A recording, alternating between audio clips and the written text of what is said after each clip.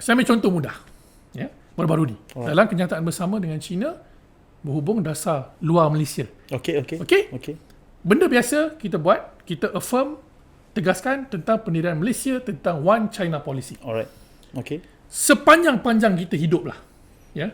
Sampailah hari ni, tak ada seorang Perdana Menteri pun yang akan cuba melangkaui batas ni. Betul. Tentang One China Policy. We always stop short there. Alright. Okey.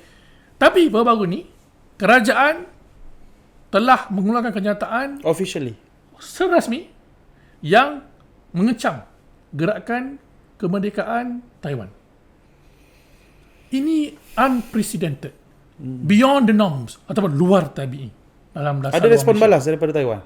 Saya tak pasti tentang itu, tapi sebagai ahli parlimen dan saya bertanya dengan bekas-bekas menteri luar sebelum ini adalah perkara yang bagi saya tak patut. Obvious. Ya. Sebab apa? Ini dah seolah-olah kita mencampuri urusan dalaman politik negara lain, politik lain.